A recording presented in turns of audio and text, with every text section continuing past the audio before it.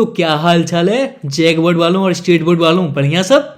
तो तुम्हारा आज क्या मैं कर रहा हूं, क्लास 10 का, क्या तुम्हारा क्लास 10 का, ठीक है ना, 2 मार्क्स का जितने भी क्वेश्चन, 2 मार्क्स से जितने भी क्वेश्चन है वीवीआई क्वेश्चन, सारा इंपॉर्टेंट क्वेश्चन करवा दे रहा हूं, ठीक है। कौन सा सब्जेक्ट का, नागरिक शास्त्र। कौन सा सब्जेक्ट का तुम्हारा, नागरिक शास्त्र का, पॉलिटी का सारा क्वेश्चन आज कंप्लीट करवा दूंगा। तो बिना टेंशन लिए तू क्या कर, बस 5 से 10 मिनट रुक, सारा क्वेश्चन कंप्लीट करवा दूंगा। तो स्टार्ट करें, चलो स्टार्ट करते हैं। तो देख भाई, सबसे पहला क्वेश्चन क्या है, संघ सूची किसे कहते हैं। तो संघ सूची वह सूची है जिसमें देश की केंद्र सरकार के अधिकारों वाले विषय शामिल होते हैं। सारा विषय किसका होगा, केंद्र सरकार का अधिकार वाला, ठीक है ना। उसमें फैसला लेने का, कानून बनाने का सारा कौन करेगा, केंद्र सरकार। कोई इसको रोक टोक नहीं सकता है। वैसे सूची क्या बोलते हैं तुम्हारा, संघ सूची बोलते हैं। जैसे रक्षा, हमारा आर्मी हो गया, जल सेना, थल सेना, सब किस में आता है, संघ सूची में आता है। फिर विदेश नीति, विदेश से कैसा संपर्क रखना है, कैसा नीति रखना है, कौन डिसाइड करेगा, संघ, ठीक है। मुद्रा बैंक हो गया, रेलवे हो गया, सब किस में आता है, संघ सूची में आता है। अगला क्वेश्चन क्या है, देखो भाई, संप्रैदिकता से आप क्या समझते हैं। संप्रैदिकता, ठीक है ना, संप्रैदिकता वह भावना है जिसमें लोग अपने धर्म को सबसे बेस्ट मानते, सबसे ऊपर मानते हैं, और दूसरे धर्म के प्रति भेदभाव या विरोध की भावना रखते हैं। यह समाज में तनाव और विभाजन पैदा करती है। क्या, संप्रैदिकता, ठीक है ना, ध्यान देना बच्चा। आगे देखो भाई, तीसरा क्वेश्चन क्या है तुम्हारा, लोकतंत्र के लिए राजनीतिक दल क्यों आवश्यकता माने जाते हैं। तो ध्यान दो, सबसे पहला, राजनीतिक दल जनता को संगठित करते हैं और उनकी समस्या और विचारों को सरकार तक ले जाते हैं। समझ में आया कि नहीं आया, राजनीतिक दल का यही काम होता है। जहां जहां समस्या होगा तहां तक कोई दल के नेता पहुंच जाएंगे, समस्या सुनेंगे और जाके क्या करेंगे, पार्लियामेंट में, ठीक है ना भाई, क्या करेंगे, आवाज उठाएंगे, देखिए ये समस्या कैसे सरकार चला रहे हैं। समझ में आया कि नहीं आया, ये काम करते हैं। दूसरा क्या है तुम्हारा, चुनाव दल चुनाव में उम्मीदवार खड़ा करते हैं। जो दल होंगे, राजनीतिक दल, क्या करेंगे, चुनाव में अपने उम्मीदवार खड़े करेंगे, जिससे जनता को सरकार चुनने का विकल्प मिलता है। सरकार किसे चुनेगी, कोई पर्सन को चुनेगी, कोई इंसान खड़ा होगा तब ना चुनेगी भाई। तो उम्मीदवार खड़ा करेगा कौन, राजनीतिक दल। समझ में आ गया। अगला क्वेश्चन देख ले भाई, ये तुम्हें क्वेश्चन राष्ट्रवाद तुम्हें हिस्ट्री में नजर आएगा, लेकिन फिर भी यहां बता दे रहा हूं, कोई दिक्कत नहीं लो। राष्ट्रवाद वह भावना है जिसके द्वारा किसी देश के लोग अपने राष्ट्र को सर्वोपरि माने, सबसे महान माने अपने राष्ट्र को, समझ गए। यह भावना से लोग में अपने देश के लिए प्रेम, क्या तुम्हारा, प्रेम, एकता, त्याग, निष्ठा की भावना विकसित होती है, ठीक है ना। जैसे हमारा India is the best, east west, India is the best. हमारा राष्ट्रवाद क्या है, बहुत ज्यादा हम प्रेम बहुत ज्यादा करते हैं अपने राष्ट्र से, भारत से, है ना। निरकुशवाद से अब क्या अभिप्राय है, निरकुशवाद से क्या अभिप्राय है, ठीक है ना। निरकुशवाद का अभिप्राय उस शासन व्यवस्था से है जिसमें सारी सत्ता एक ही शासक के हाथ में होती है, जनता की राय का कोई महत्व नहीं होता है। जैसे नॉर्थ कोरिया में जानते हो ना भाई, नॉर्थ कोरिया में कौन, किम जोंग उन, क्या करता है वो पगला इंसान, किसी भी धमकी देता है कि उड़ा देंगे, ठोक देंगे, है ना भाई। उसको बोलते हैं क्या, निरकुशवाद, सारा सत्ता एक ही इंसान के हाथ में है। अगला क्वेश्चन क्या है, उदारवाद। उदारवाद से क्या अभिप्राय है, उदारवाद से अभिप्राय उस विचारधारा से है जिसमें व्यक्ति की स्वतंत्रता, है ना भाई, स्वतंत्र व्यक्ति की स्वतंत्रता, सम्मान अधिकार, एक जैसा अधिकार हो सबका, अलग अलग ना हो, कानून के शासन पर जोर दिया जाए, कानून से हिसाब से चले, कौन, शासन, ठीक है ना, अपना कुछ मनमर्जी काम ना कर पाए, उसे क्या बोलते हैं, उदारवाद, ठीक है ना, लिबरलाइजेशन बोलते हैं उसे तुम्हारा, ठीक है। नारीवाद का क्या अभिप्राय है, नारीवाद से अभिप्राय उस विचारधारा से है जिसमें महिलाओं को पुरुष के समान अधिकार मिले, मतलब जितना अधिकार किसको, पुरुष को मिले, उतना ही अधिकार किसको मिले, महिला को भी मिले। समान अवसर, अपॉर्चुनिटी जो है हर चीज में, तुम्हारा जॉब में हो गया, हर चीज में क्या, समान अवसर मिले, उसे बोलते हैं क्या, नारीवाद। क्या तुम्हारा, नारीवाद बोलते हैं। क्लियर नहीं क्लियर। आगे देखो भाई, जनमत संग्रह से क्या अभिप्राय है? जनमत संग्रह क्या हो गया? जनमत संग्रह से अभिप्राय उस प्रक्रिया से है जिसमें जनता से सीधे किसी महत्वपूर्ण विषय पर राय लिया जाए। कोई भी फैसला, कोई भी कानून बनाने वाले हैं तो किससे पूछ लें? जनता से पूछ लें। वो मुझे बताए कि क्या खराब कानून है, अच्छा कानून है। इसे क्या बोलते हैं? जनमत संग्रह। इनमें लोग अपना मत द्वारा निर्णय देते हैं, वोट देकर पता बताते हैं कि सही कानून है कि खराब कानून है। ठीक है, चलो आगे देखते हैं। राज सूची है ना भाई, हम तुमको केंद्र सूची पढ़ा चुके हैं। केंद्र सूची में कैसा तुम्हारा जो केंद्र बनाए सारा अधिकार किसके पास हो?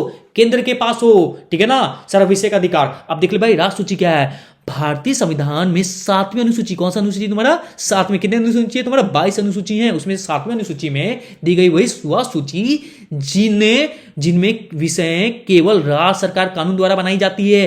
फैसला लेने का अधिकार, कानून बनने का अधिकार किसको मिले? राज्य सरकार को मिले। इसे बोलते हैं क्या? राज्य सूची। जैसे police, Jharkhand police, Bihar police, UP police, है ना भाई। तो सब किसमें आएगा तुम्हारा? राज्य सूची में। कृषि आता है राज्य सूची में, स्वास्थ्य आएगा राज्य सूची में, स्थानीय सरकार आएगा किसमें? राज्य सूची में। समझ में आ रहा है कि नहीं आ रहा है? आ रहा होगा समझ में।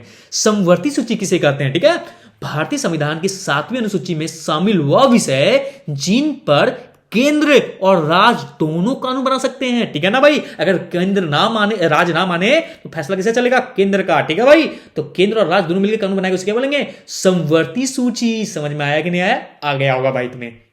ठीक है भाई, अब देख केंद्रीकरण। केंद्रीकरण क्या होता है तुम्हारा?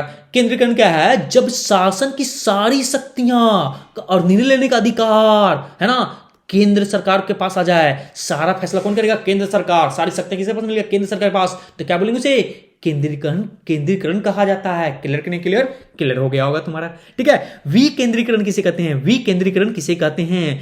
विकेंद्रीकरण जब शासन में कुछ अधिकार और शक्तियां केंद्र से हटाकर राज्य सरकार और स्थानीय सरकार को दे दी जाए, उसे को बोलते हैं क्या?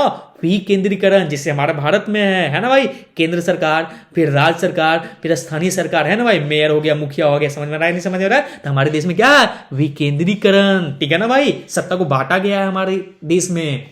संघीय शासन व्यवस्था और एकात्मक शासन व्यवस्था का एक महत्वपूर्ण अंतर बताइए, क्या अंतर है? ध्यान देना, संघीय शासन व्यवस्था में सत्ता केंद्र और राज्य दोनों के बीच विभाजित होता है। ठीक है ना भाई, जो तुम्हारा पावर होता है वो केंद्र को भी मिलता है और राज्य को भी मिलता है। ठीक है ना, विभाजित होता है। किसका? सत्ता विभाजित होता है तुम्हारा। लेकिन एकात्मक शासन व्यवस्था में सारी सत्ता केवल किसके पास हो? केंद्र के पास हो। आ रहा समझ में? आ रहा होगा समझ में। ठीक है, आगे देखो भाई, समुदाय सरकार किसे कहते हैं? जो सरकार किसी देश के भाषीय समुदाय, क्या तुम्हारा भाषा, जो भाषा एक भाषा बोलने वाले समुदाय के हितों जैसे शिक्षा, भाषा, संस्कृति जैसे जुड़े वाले कार्य करे या संभाले, उसे क्या बोलेंगे तुम्हारा? समुदाय सरकार कहते हैं। क्लियर कि नहीं क्लियर? समझ में तुमको आ गया होगा। जैसे एग्जांपल बेल्जियम का, बेल्जियम में फ्रेंच, डच और जर्मन भाषी के लिए क्या क्या अलग अलग क्या है तुम्हारा? समुदाय सरकार बनाया गया था। पढ़े होगे नहीं पढ़े होगे? बिल्कुल पढ़े होगे। ठीक है ना भाई,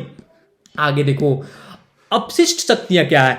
ऐसा शक्ति, ठीक है ना, ऐसा शक्ति वे शक्तियां जो भारतीय संविधान की दी गई केंद्रीय राज्य समवर्ती सूची में शामिल नहीं होती है, उन्हें अपशिष्ट शक्ति कहते हैं। जैसे क्या तुम्हारा? कंप्यूटर, इंटरनेट, ये सब था क्या जब देश से ज्यादा? तो नहीं, इसलिए इसको किस में रख दिया गया? अपशिष्ट शक्ति में रख दिया गया। ठीक है, इससे इसका फैसला कौन करेगा? केंद्र सरकार लेती है इसका फैसला। ठीक है, चलो, संघवाद से क्या समझते हैं? संघवाद वह शासन व्यवस्था है जिसमें सत्ता केंद्र और राज्य के बीच संविधान द्वारा बांटी जाती है, उसे क्या बोलते हैं तुम्हारा? संघवाद। ठीक है ना, संघवाद में क्या करेगा? सत्ता अधिकार किसमें बांट दे? केंद्र सरकार में और राज्य सरकार के बीच में। Clear clear?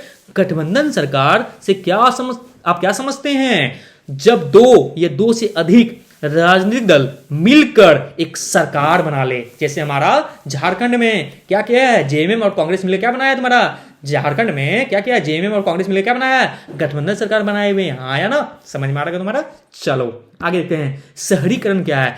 जब लोग गांवों से शहर की ओर बसने लगते हैं, गांव छोड़कर कहां चल जाएंगे तुम्हारा? शहर की ओर चल जाएंगे। और शहर का एक विस्तार होता है। शहर क्या होता है तुम्हारा? विस्तार होता है। इसे कहते हैं तुम्हारा शहरीकरण। नया शहर बस गया। ठीक है ना, लोग जा जाकर कहां रहने लगे? बसने लगे? शहर में। ठीक है, चलो, राजनीतिक दल का कोई दो कार्य लिखो। पहला काम क्या है तुम्हारा? चुनाव में भाग लेना। राजनीतिक दल का करेगा तुम्हारा? चुनाव में क्या लगेगा तुम्हारा? भाग लेगा। देखो ये भाषण दे रहा है भाई। और दूसरा काम क्या तुम्हारा? सरकार बनाना और उसे चलाने का काम कौन करता है? तुम्हारा राजनीतिक दल। जैसे अभी कौन चल रहा है केंद्र में? बीजेपी, है ना। बीजेपी क्या कर रही है? चला रही है सरकार, ठीक है।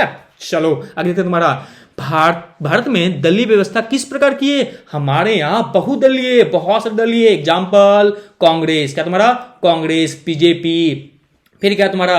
फिर क्या हो जाएगा तुम्हारा? एग्जाम्पल जेएमएम हो जाएगा। फिर क्या होगा तुम्हारा? ये लालू का पार्टी हो गया तुम्हारा। फिर समाजवादी पार्टी हो गया। बहुत सारा पार्टी है, इसलिए हम लोग क्या बोला गया तुम्हारा? बहुदलीय पार्टी बोला गया है। क्लियर कि नहीं क्लियर? चलो इसी तरह तुम्हारा क्या हुआ? तुम्हारा लेक्चर हो गया स्वाहा। तो thank you so much, best of luck for examination. अगर कोई भी डाउट हो, ठीक है ना, कोई भी डाउट हो फटाफट कमेंट में लिखो कि सर क्या डाउट है। मैं क्या करूंगा इसके बाद मैं 3 मार्क्स का पॉलिटी का क्वेश्चन, ठीक है ना, और 5 मार्क्स का पॉलिटिकल क्वेश्चन, जो ऐसा क्वेश्चन जो डायरेक्ट एग्जाम में आएगा वैसा क्वेश्चन बता दूंगा। बस तू देखता जा, शेयर करता जा अपना दोस्त को, क्योंकि अगर तुम एग्जाम में भूले तो तुम्हारा दोस्त ही तुमको हेल्प करेगा। इसलिए दोस्त को भी शेयर कर लो, देखेगा तब ना, जानेगा तब ना, तुमको बताएगा। वो खुद ना जानेगा तो तुम ही देखना उसको, तुमको देखेगा, बस टाइम खत्म और तुम्हारा बाप आएगा जूता लेके मारने के लिए। ठीक है, बाय बाय।